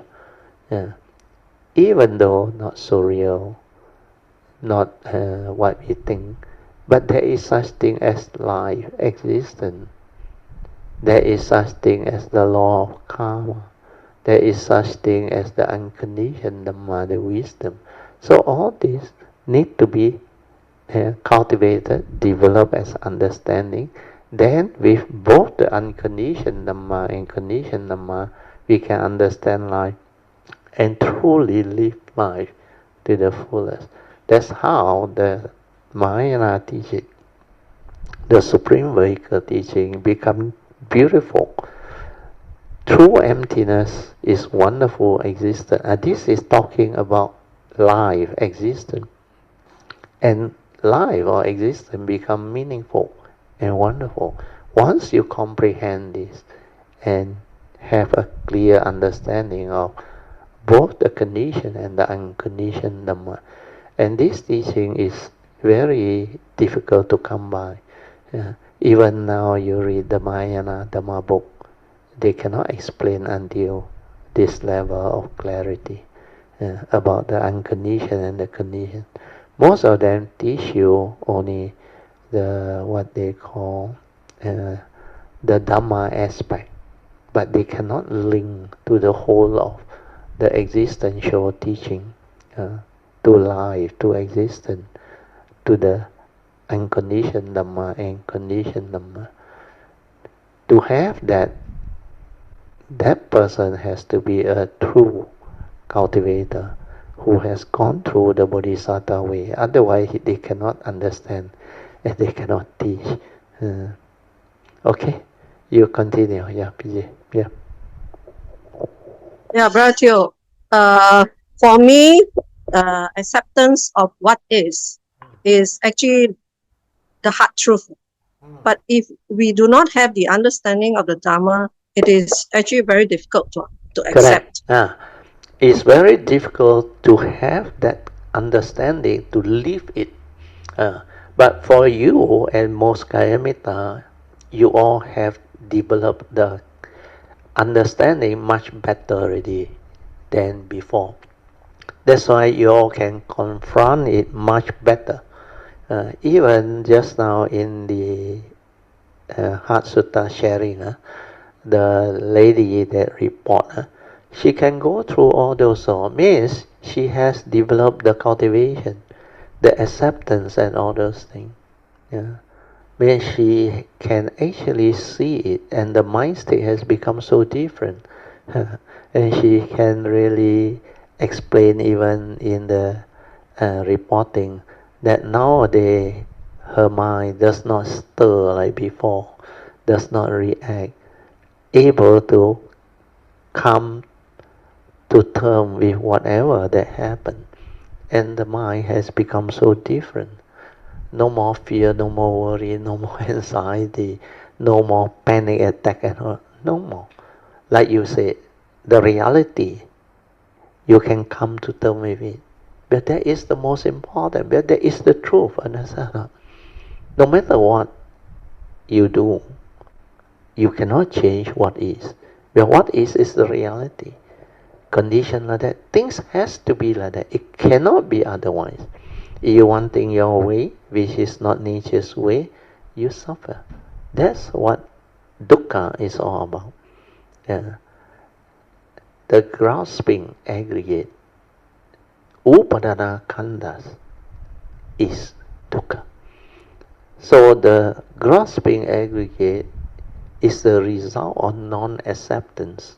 That's why it grasps, it wants things their way, which is not allowable by nature's way. So all this, you can start to develop the clear stability of understanding and connect them all. Then your life become different. Then as you progress, as you stabilize all this understanding, finally one day you will come to know the whole of the secret of life has been understood. Means nothing in this world can cause you misery anymore, or suffering anymore, or fear, or worry, or anxiety.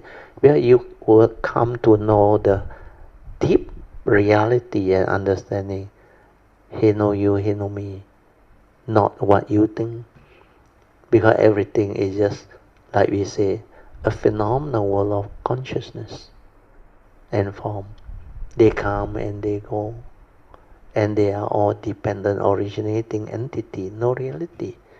That's why no permanent unchanging entity, nothing for you to grasp onto, cling onto, and hold onto. Because every form of mind that arises must come to pass. So how can it be you? If it cannot be you, means every form of mind goes the way of nature, is the same. But there is such thing as life, there is such thing as memory, there is such thing as creation. So all this complicates the understanding. That's why a living being who don't have the true penetrative Dhamma understanding cannot comprehend all this. To them it's like based on the thought process, the logic and the thinking and the what they call analysis, they cannot understand. That's why they come out with a lot of idea, a lot of views, opinion, argument, and all those things. And the world cannot come to terms with each other, where everybody has their own way of looking at things. Then they end up in their own philosophy. The way they believe is the truth. And what you think is your own views, your opinion, not the real truth. The real truth is the reality within nature, suchness. Every moment is manifesting, and that is the truth. That's why I see things as they are. Thing is just the way it is, the isness of thing. So to penetrate all this is to stabilize your understanding and penetrate the Dhamma, so that all this understanding become clear, crystal clear to the cultivator of the way. Good. PG. Sadhu. Virtue, to me is like this sentence always is very profound to me. Whatever that arises, there are always causes and conditions. Sadhu, if you can understand that means you have the understanding already. It is such an important statement. Yeah. Especially when you in nowadays. see the understanding behind that statement, means you can actually break free already. That's why when the Buddha say it many times to many of his disciples, he told Ananda many times, whatever that arise, there are causes and conditions behind. And a lot who came to him, he also explained. Of course, he used the other word, jnana dasana, to see things as they are. Then condition like that, things will be like that. But that one I add in on Because what the Buddha says is, whatever that arises, there are causes and conditions behind. He just said that. And with that, that Venerable Asaji developed awakening. Then when he repeated the same to Sariputta, Sariputta also developed awakening. He became a Sotapan straight away. So based on that sentence alone, based on what you have gone through, you can understand it. You can also awaken to the first stage of sainthood, no problem. But that statement itself points towards that understanding. That's why in the early day when I share with you all, well, later on when I decide to come out and share, when I read that stanza that Asaji told Sariputta, I told myself, that's it. Anybody who understands, the moment they hear that, they awaken. Well, at that time, I also can understand. So all these are the real penetrative Dhamma. When you have the understanding, you awaken, you penetrate. Very good, PG. You can have the understanding which is based on what you explain, very stable. It's good enough. You have penetrated. Because otherwise that statement doesn't stand out one. To me, it is so clear, Brother. Yeah. Most Kayamita can penetrate that already. Especially in these days of technology, Brother. We are so surrounded by so much news, and it's just like every day there are not so good news everywhere. Yeah, in fact, all over the world. Especially if we are in, you follow like how to say, politics and all this. Yeah. It can be quite disheartening if you cannot Definitely, accept if you don't know? have the Dhamma. Yeah. That's why when I first met the few Singaporeans, I remember the first day I went down, I met the latest one, the three of them. I think, what is his name already? I forgot already. Ming Fui. Ming Fui is the first one. Then after that, he always come with Ming Fui or what is his name? Fetch us one. Hong Chai. Kong Chai. Then there's another one, Michael, I think. These three of them, when I met them, actually they are very good. Then they also know Malaysian politics very thorough. So they talk about it. Then I explained to them, I say, don't worry. I say, the collective consciousness, they will evolve the way it is. Condition like that, things will like that. Then finally, it will come to pass. Then after that, they understand what I say. That's why you don't have to go and like worry. Then a lot of them say, "Ayo, like that how to stay in Malaysia? Everybody want to migrate." No need on, because thing is just the way it is, and you have the understanding. Not so real, not what you think, and the consciousness you can sense it. It is evolving for the better, and things are really transforming.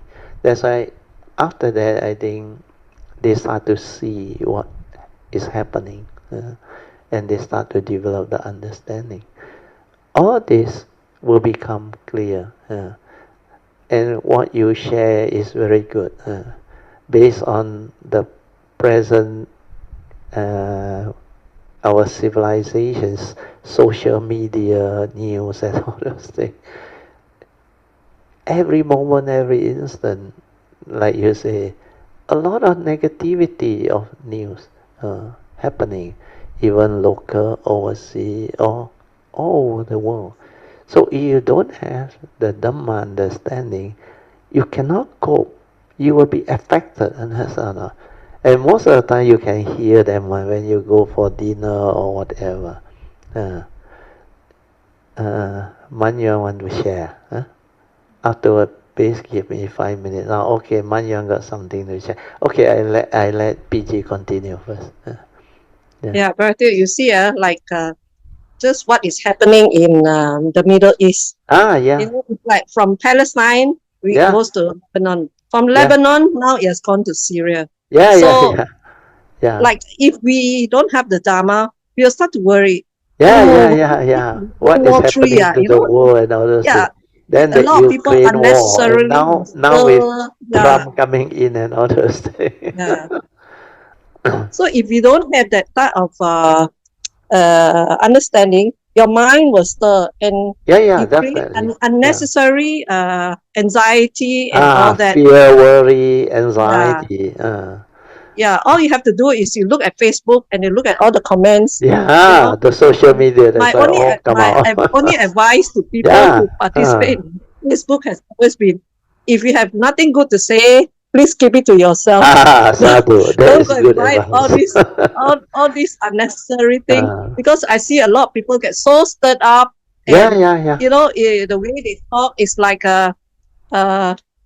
I don't give a damn lah. You know, I want to share what I think is right. Of course, we can't blame people because so emotionally involved and all this, especially if you have family staying there and all this. Yeah. But learning the Dharma, we tend to see things slightly different. Yes, And very different. of course, Very different. of course, we are fortunate to be living in a country that is at least peaceful, you know, and can still cari makan. Correct. I That is the great blessing, because we are not that is the affected great by all blessing. these things. That's why we are like very lucky. Even like the recent flood, of course now retreated, condition has improved. When I was back in Alasta for my classmate's wedding, that night at the wedding, it was raining, but not affecting anybody, no flood, nothing. But immediately after that, the next morning, I was supposed to take a flight back. Wow, the tide start to come out, the flood, everything happened now. Then I was lucky because my flight got cancelled because airport also flooded. So my brother, the next day supposed to fly down to PJ and stay my place, then take a flight to Shenzhen. Then they realized their flight also cancelled. So we decide to drive down. Immediately after I drive down, the next morning, the whole Alasta city and town flooded. Then I told my wife, we're so fortunate we stay in PJ high ground. We never have such problem. So, like you say, very blessed, because to stay here in Malaysia is already very blessed. Then of course, the minor flood is nothing compared to what people experience over the Middle East, and even in certain places like Ukraine and others area, even US is not safe. Everywhere shooting and all this thing. Very good, PJ. Yeah, but before I give the mic over to Mun Yuen, I would like to say something about purification of the mind. Sadhu. That one very useful. That is something that is very important, especially to be able to see our mental intention, Gratitude. As Gratitude always teach us that mental intention will lead to karmic consequences. Yes. And it's Chaitana that I call karma. The Buddha always used that. Chaitana, mental intention. Because a lot of times we get emotionally involved, and then we just say things without even before you know, the tongue is always faster than the brain, you know. It's like the thing just shoot out very fast and all. Correct. This is something we really have to work on, because this is one of the, to me, is getting very essential that we see this and to learn from this. Yeah, well, these are habitual tendency which has developed into anusaya and also asava. Initially it's just kilesa, but then it become a habit. Then it become like very strong. Then it transform into asava and anusaya, means latent tendency and a very strong type of evil root that is ever willing to shoot out. That's why it's called asava. Like you say, the mental intention, because they have reflected and contemplate like a cocoon or thought, they think and plan and scheme.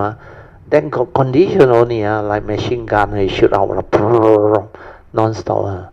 And sometimes they can be so harsh in the way they speak, to anger, hatred, and aggressiveness, everything manifests. That's why as a cultivator, we will understand all this, because we saw and we see. That's how we root out habitual tendency. That's how we root out all this wrong view, wrong understanding.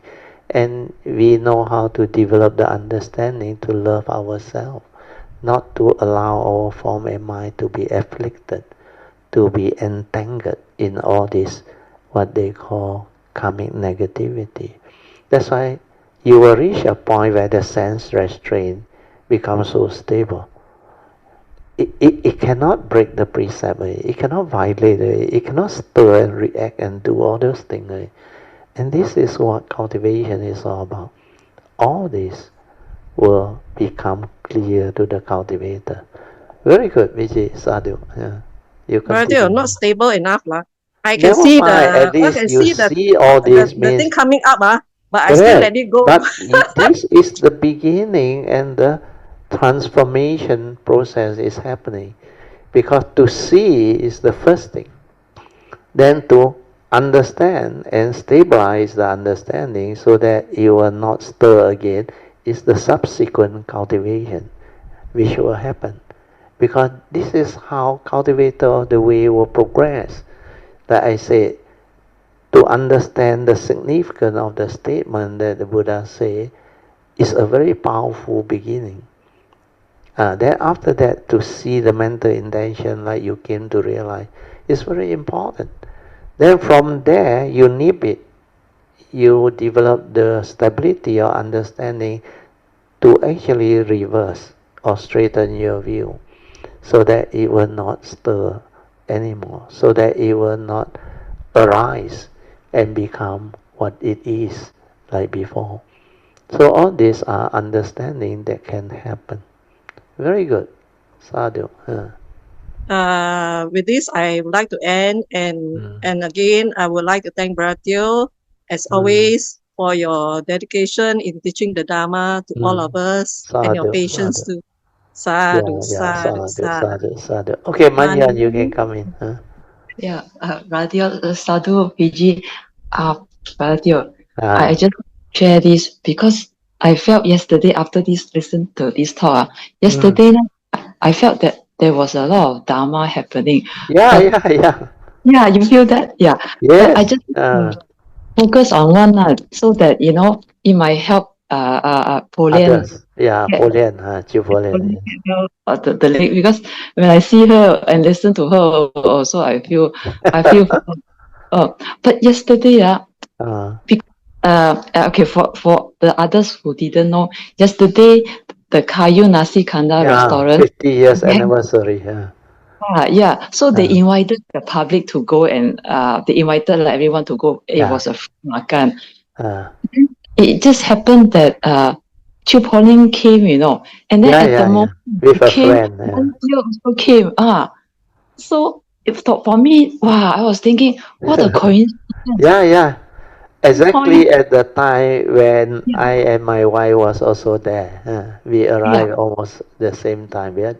She met me there, and Man Yuen was kind enough to ask her brother and she herself to book 2 seats for us. So when we were there, it was such a coincidence. That's why Man Yuen knew. She saw the sign and she was full of joy. And we were also full of joy. You know why? Because me and my wife no need to do anything. We sit on the seat, then they go and take all the drinks and the makan for us. Brother, you continue. Maya. Actually, I come here, I will not be eating anything. She cannot eat anything, but yet she came, Right point of time. And then when I returned back to the table after taking the food, I saw she had already taken so many things. On my table. A lot of drinks, satay, chandoi, and all the drinks. Then later on roti canai also.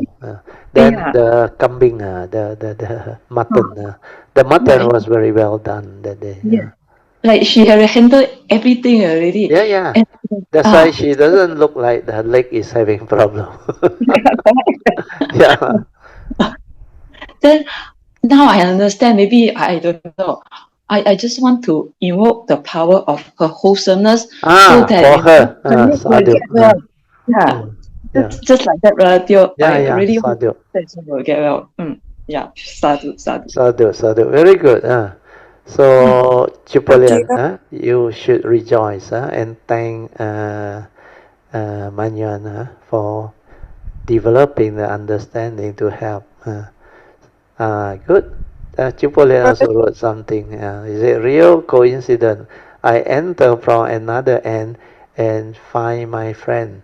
Then I walk all the way until I saw all of you. That's why when it's meant to be, condition will arise and things will happen or no. It is the timing you cannot believe or no. At first, Mun Yuen thought we planned together. Then when she realized and I realized that Puja Lian came herself, I also thought Mun Yuen must have contacted Puja Lian and made us there. But no, actually separately because of their causes and conditions, it just happened. That's why when thing is supposed to be, it will be one. And nature is such. Well, my nature, when things need to unfold, things will unfold. And like I go there, I don't need to do anything. Then people will do all the thing for me. Then the people sitting next to us also very friendly. There was one family, 3 of them, I think. One of them was the husband, the wife. Then in between was the son, I think. So what happened was while we were eating, I accidentally, actually, my arm touches his arm. No? And you know what happened? He was eating this nasi kandar, the chicken, with the curry. Then the curry like spill a bit and kena the eye there. No? So because of that, he like tried to use his hand to wipe. So the wife knew, no. He said, what happened? He said, oh, but quite fierce in the voice. He like want to blame me or what. But before I explained, the husband said, no, nothing happened. Then later on, I tell the wife, actually my mistake. My elbow knocked him. Then he said, how can he clean with the hand? I said, don't worry, I got wet tissue. So my wife brought out the wet tissue and passed to her. And actually his wife also has. Then later on the husband said, no, nothing. He said, no fault of me. He said, he just need to go to the basin there and clean up. Then later on he walked away. They were very friendly. Then later on Puja Lian came. That seat which supposed to be the husband. He also willing to let Puja Lian sit next to me. So all this like meant to be. Yeah, Puja Lian, now you can continue. Yeah. 2 minutes. Oh, Alicia 2 minutes. Okay, Alicia, you continue. Yeah. Thank you. Yeah. 我想分享一下那个我的 friend 的一个 wound problem, so that 可以。Puja Lian可以 develop understanding. sadhu。你知道梁上那个马靠的我知道梁上。对，他最近去做了一个手术，就关于他的那个I think 他的胆还是什么，然后他的伤口一直不会复原，因为他没有休息，他每天去上班。医院一出来就去上班，所以他的问就一直不会不会愈合。Then after that， 我就问我的女儿，因为她是医生嘛，我就问她，那个伤口，为什么那个医院一直不要跟她缝回去？她就告诉我妈，这个伤口不可以这样处理的。伤口因为上面那层只是上面，内面那层还有里面那一层。如果你里面那一层没有愈合的话，你缝上面也没有用，因为你里面还没有那些不好的东西还没有对，还没有处理好，所以我就心想 ，maybe Sis Poh Lian 要去 same situation，对对，因为你上面就算你上面愈合，你下面如果那个没有真正的切除它就是不会断根。我的意思可能，所以我想 maybe Sis Poh Lian 真的应该去看一下那个，因为那天我们也有听这么样讲，阿菲利也讲，他说这个应该是不能再拖这么久了，因为6个月是相当久的一个时间，蛮久了所以我只是想跟波莲分享这个问题哈，所以感恩啊，阿弥陀佛，感恩阿弥陀佛 ，very good， sadhu， so Sis Poh Lian，make a note of what Alicia. Alicia, thanks for telling me. I also feel that it's growing deep inside also. Yeah. So you need to monitor it. But from the way you describe, I think not so bad. Except maybe don't aggravate it too much. I can feel the deep down like the roots is growing. Yeah. Maybe you monitor it. Try out I monitor. Else I have homotherapy. homeopathy. I don't know how to pronounce that word. So give it a try, then monitor it, then see how it goes. You need really to see a proper doctor Orthopedic. to get orthopedic to get it done up. Maybe there is a better way. Yeah. Thanks, Anything Alicia, else? for telling me this. Sadhu. No. That's all. Okay, let us rejoice. Sadhu. We are exactly 6 o'clock. Then let us share merits. Akasata Chil Bhumata Devanaga Mahindika Punyang Tang Anumoditwa Chirang Rakantu Loka Sasana Itta Vata Chami Sampadan Punya Sampadan Sabbe Deva Anumodantu Sabba Sampati Siddhya Idang me nyatinang hotu sukhita hontu nyateyo. Idang me nyatinang hotu sukhita hontu nyateyo. Idang me nyatinang hotu sukhita hontu nyateyo. Devo vasatu kalena sasa sampati hetu cha fito bhavatu loko cha Raja Bhavatu Dhammiko Imina Punyang Kamina Mame Bala Samagamo Satang Samagamo Hotu Yawa Nivana Patiya Sadhu